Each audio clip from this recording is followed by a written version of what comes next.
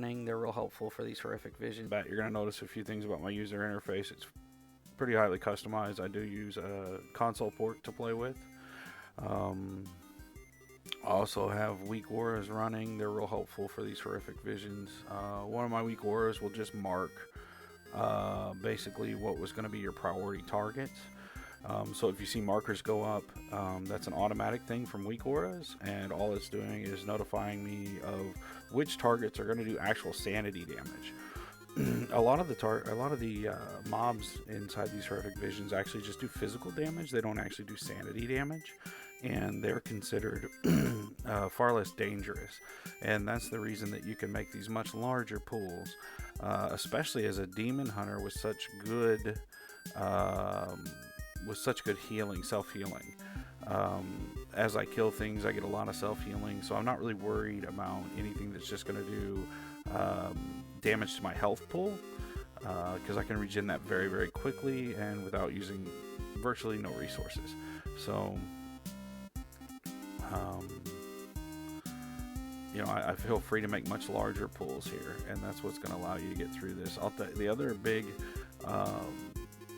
the big thing that set apart when I could do my first full clear, as many other people have mentioned, is getting that elite extermination.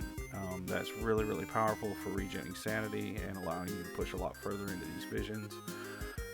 Also, the demon hunter is really uniquely suited for this type of solo play, with high healing, high mobility, and high damage output. Kind of the easy class right now. Right now, you're seeing my weak aura come up with a jump test. Honestly, I believe whoever coded the weak aura was still testing it, and I got it when it was pretty new. It just means to jump. That'll shake off the debuff that you get in this zone. You'll see little bugs come up on the side of the screen noting that you're beginning to be debuffed, and then you'll jump and they drop.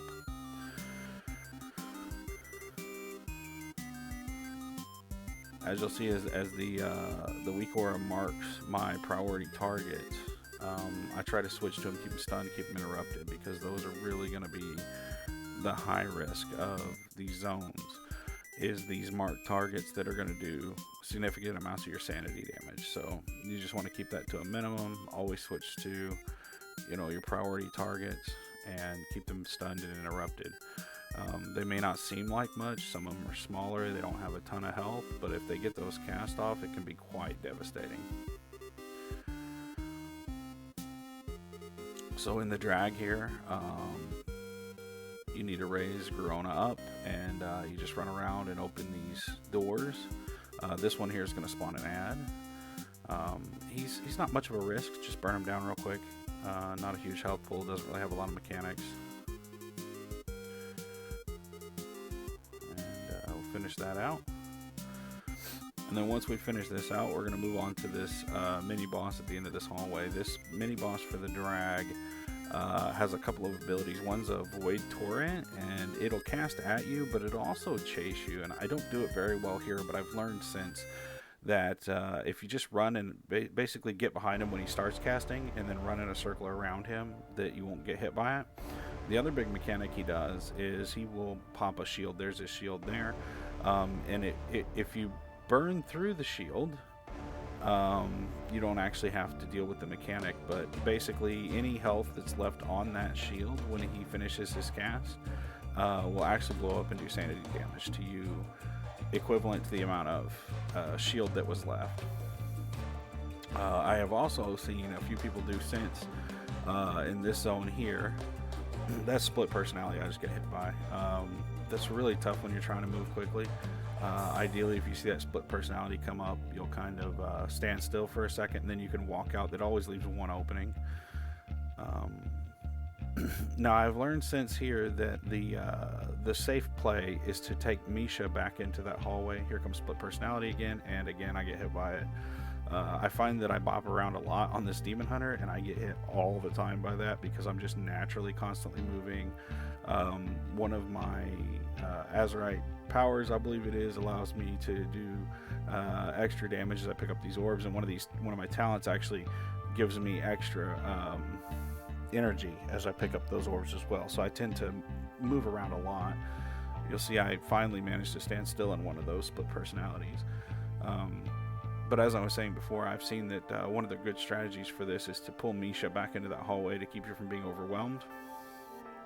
Also, in this area, I have learned that as you move by these dead bodies, that's what spawns these little scarab ads. So if you pull things back to you instead of running to it, a lot of times you can get a much safer pull.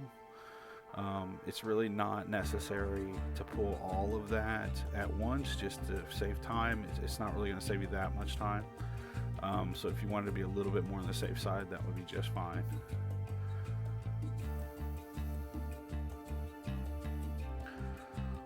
These guys here just basically move out of the green stuff and move out of the frontal cone. Not much you can do about it.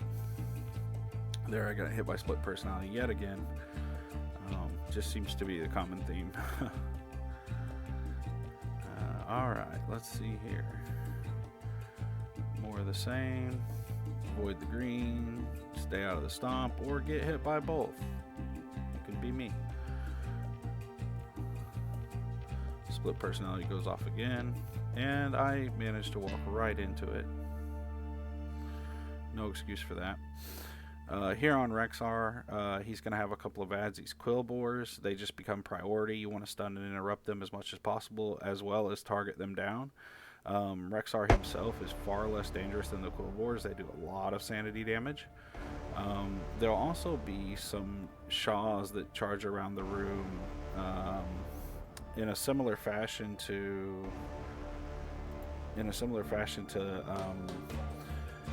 Stampede. That hunters have, and so you want to dodge those Shaws. But the big trick here is just getting those quill boars down as soon as you can.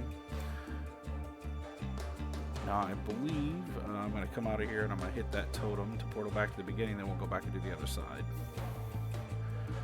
These totems are critical because it saves you all of that walk back time where you're losing sanity per second. It's just unnecessary sanity loss, and you can get back to the first zone where your sanity per second is much lower. It's a lower cost just to be in this zone, and as I got lucky here with the desynchronization was actually on fast instead of slow, so I'm even moving quicker as I go through this area. Just to save time, I go ahead and pull the guards with this group over here. Just with the burst ability, this demon hunter did not real dangerous to me. Other classes, I don't know that I would necessarily recommend pulling all that as one.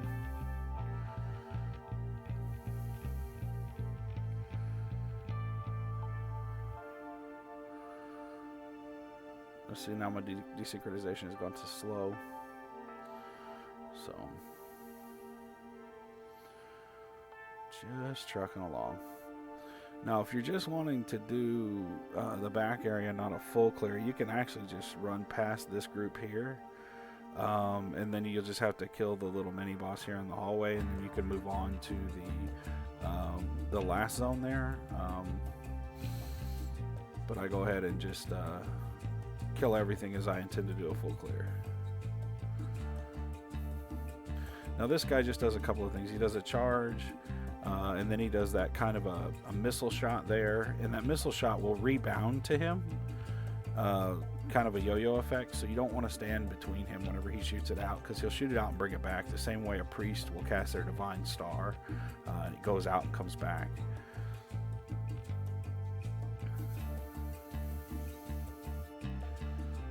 My corruption tentacle was actually tanking there for a second for me. Good corruptions will go a long way. So these guys, the Void Walker does a Void Buffet, which just increases the damage that you take, the sanity damage that you're taking here. And then that Mental Assault is a channeled cast that is just dreadful. It'll eat your sanity away very, very quickly. So real important. Keep those guys interrupted. Like I was saying at the beginning, anything that gets a marker on it is definitely a priority. All for different reasons, but the big thing is those are the guys that are going to do the sanity damage to you. So not only do you want to try to focus them a little bit, but you also want to keep them interrupted or stunned. Sometimes it's just moving out of the stuff, but very important that you switch to them.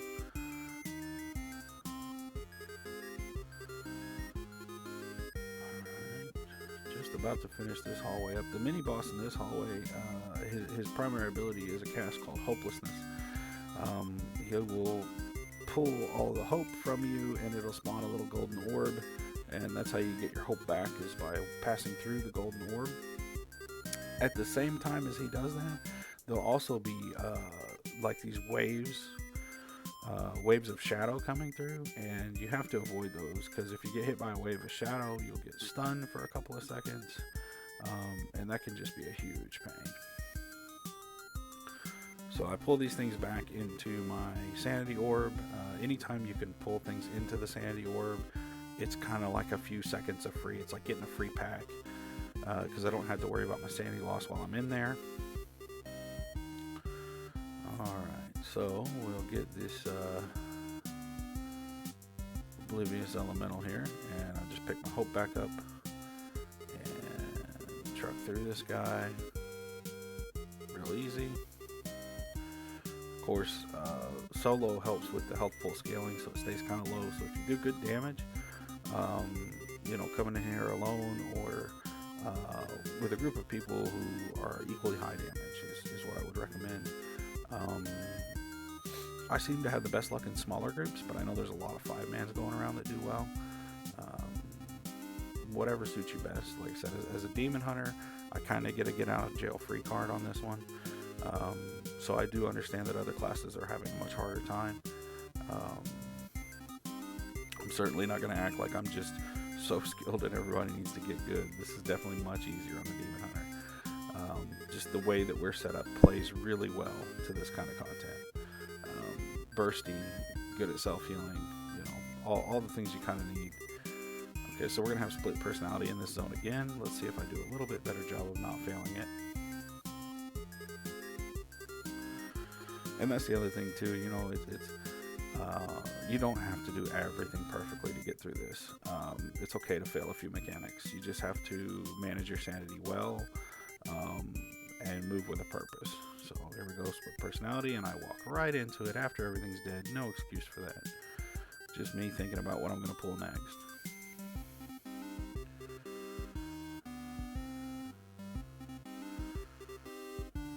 I think everything in here up until the last boss was fairly trivial. Most of it really didn't have the health pool to be super dangerous. The biggest detriment to me in this zone was myself.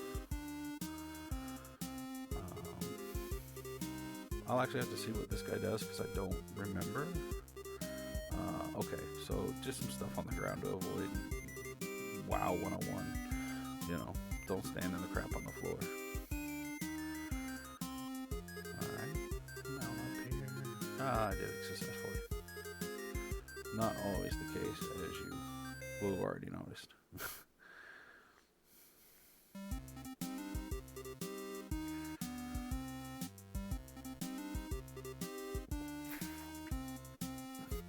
You'll see that corruption eye coming up also.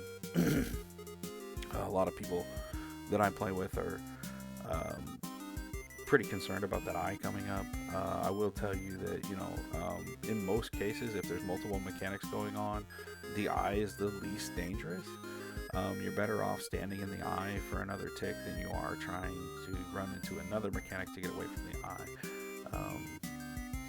I think here I'm going to pull back and reset because I really wanted to get that orb off.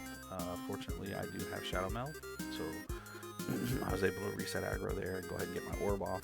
That saved my run. I could have lost it right there. So, it was a big deal. Get back in there and get these guys knocked out. Big eye beam. Gotta love it.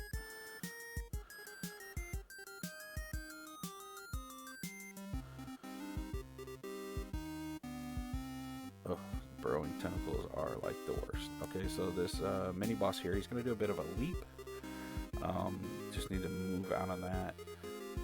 I can't remember if he also does a charge, so I'm going to watch it with you here, and we'll see what he does. So, yeah, it looks like he'd throw you a little bit, and then he does a leap onto you. So, Demon Hunter easy mode, just charge out of it. Likewise, just anything else, just strafe out of it or move forward out of it. Don't try to backpedal, you won't be fast enough. just gathering my thoughts here. This is the first time I'd ever cleared this zone. So, big ad coming down this way. Now he's going to do a real narrow frontal cone strip of, that he puts down of shadow or void. It's not a big deal. You can sidestep it pretty easy. There again, I failed. Like I said, it's certainly not a perfect run. But you just want to avoid that strip by sidestepping it. And then when he puts these orbs out, if you just back up a little bit, you can dodge them, similar to dodging the barrage on the first boss in the Eternal Palace. His ads do live after he's dead, so you just have to clean up his ads once you finish him off. And hey, I did one successfully. There we go. Back to the totem, back to the beginning, and we are going to head for Thrall. Now, for each one of these side bosses that you kill, Thrall will get an extra ability. He is going to have the boars from Rexar, which is one of the most dangerous mechanics. So as soon as we get on him, we're going to go straight for the boars. He's going to get the shield from the shadow boss and the drag. He's going to get hopelessness, and he's going to get that frontal cone ability from that last boss that we just cleaned up. So all of that on top of his two already existing abilities is what we'll have to deal with. So just get the boars down, stun and interrupt, and just kind of dance out his mechanics while he's doing them. This Surging Darkness, if you can stay kind of on the border of that rug that borders the inside and outside of the room, then you'll only have to move a very little bit. So that's kind of ideal. Right about where I'm standing now is a good place to stand for his Surging Darkness for the Hokey Pokey move, because you can get in and out with just a couple of steps, rather than trying to stand all the way in the middle or all the way on the outside, where you have much further to travel. And I'm not great about it because I like to follow him around and punch him, but especially if you're ranged, I would strongly recommend just staying right there. So there's hopelessness. Get our orb back. And push, push, push. There we go. Done deal. And that is how you do it.